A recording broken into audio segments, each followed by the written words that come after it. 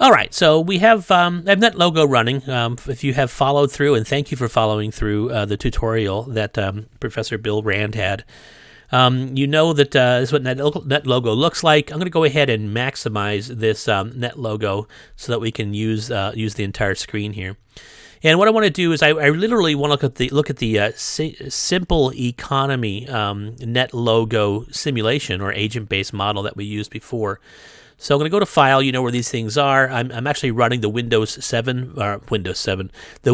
10 version, or the latest version on Windows 10.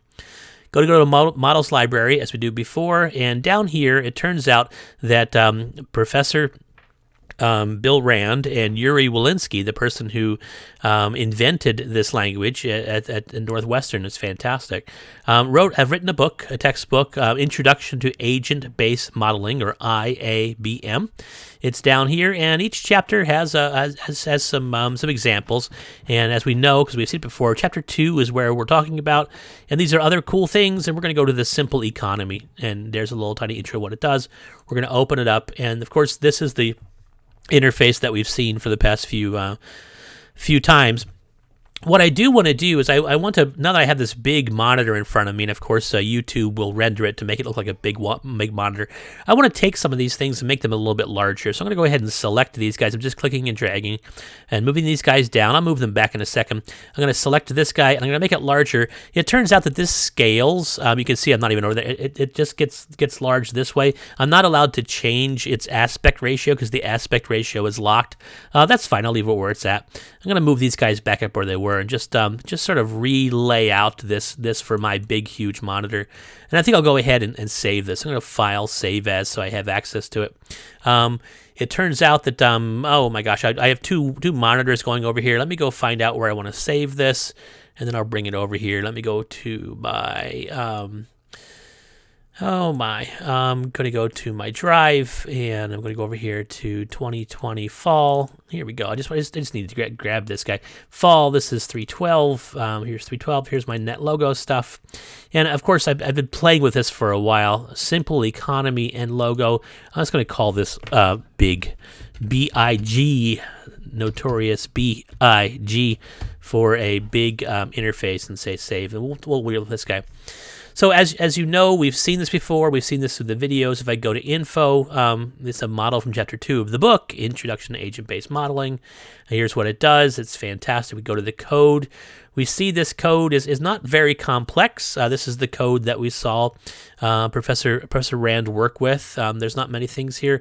The way this works is we set things up with 500 agents or 500 turtles. We award or give or set up each of the turtles with $100. If it's an American, we can think about 100 credits, $100. How about that? $100.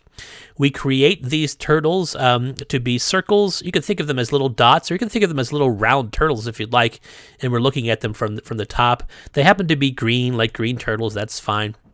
And what we're going to do is we're going to play this game so that every time we go through a move, or every time we take a turn, all 500 turtles will take $1 out of their wallet, or $1 out of their savings, $1 out of whatever they have available to, and they will randomly give it to another turtle. Okay, they won't give it to themselves. They're going to give it to another turtle randomly. This is a very simple economy, and it's not. They're not suggesting that people should randomly donate money to other folks. This is not a philanthropy or a donation model. It is, what if I had to pay someone $1 for whatever I need? So let's assume that every time we play this game, maybe it's a day, maybe it's an hour, but every time I get money out of my wallet, I'm going to take $1 out.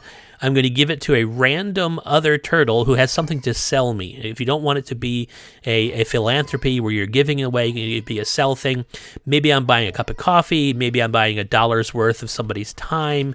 Maybe I'm buying $1 worth of a brand new laptop. I don't know what it is, but I'm going to go ahead and buy $1.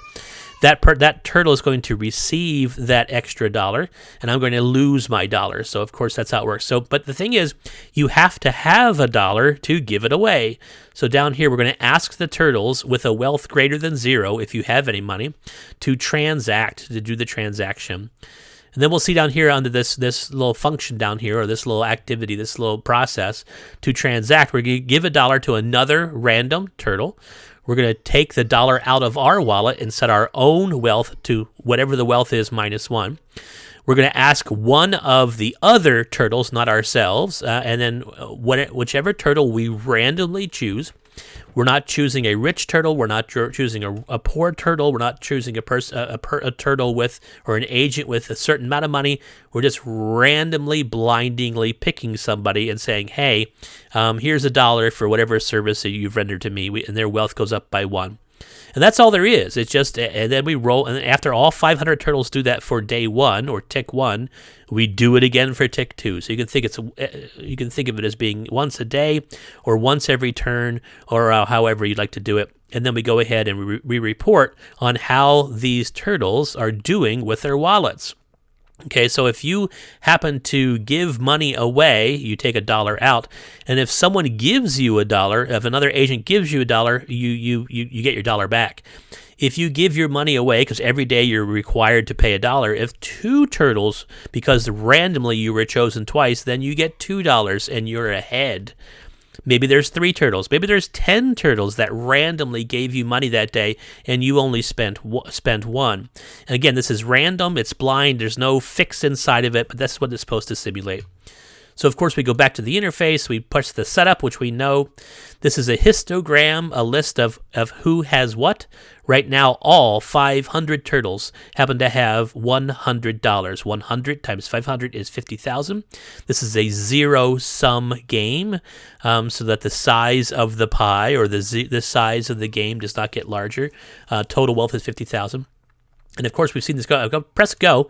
Now, I made this a little bit larger because when I was doing it in the previous size, those individual turtles sort of looked like periods or dots at the end of a sentence. They were really small.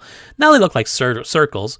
And depending on how I squint my eyes and look at this, I can sort of see this as seeing being like a tornado. And sometimes I see this thing sort of spinning, but it's not. It's more like wiggling. And of course, these are 0 or 1 through 500. All these turtles are in their own starting lane. There's 500 lanes here.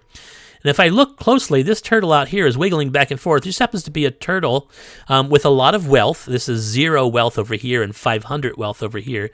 Has a lot of wealth, and you can see that sometimes, some days or some ticks, it gives money away and then does not get its $1 back. That makes it move backwards. Pardon me, but other days it gives $1 away and then gets more than $1 back, which allows it to move forward. If not, it just sits there and just goes lose $1, gain $1, lose $1, gain $1, but it's completely random. But what we have here is in the reporting section, we've been asked to look at, if you take all 500 turtles, if you ask them to line up by how much money they have left in their wallets, if you take the first 250, the bottom 50%, those who have $0 through the 250th most wealthy, it doesn't matter how much money, it's just most wealthy, and sum that up, they're on the blue line up here. And then if you take the top 10, if you were to line everybody up for who has the most money, and then take the last 50 turtles that are the richest or have the most, they're down here in red. And of course, we can speed this up, and we've had this run, so right up here faster. There's a point on this slider. If you go faster than that, it sort of stops and only updates every once in a while. It saves time by not updating, but I like to see the update. I'm going to pull this guy back a little bit. There we go. And we've seen this happen because we were asked to do this in the tutorial. We'll see after a while, somewhere around here, somewhere around 6,000 ticks, or somewhere right about in here, about 6,000 ticks on this run. It turns out that the richest 10%, the red line, happens to have more money than all of the poorest 50%. Okay, it happens to be the case. And remember, this is completely random. This is not some weird evil hand of capitalism coming through and taking it from, robbing from the poor to give to the rich. This is just what happens to happen in this very, very simple rule economy.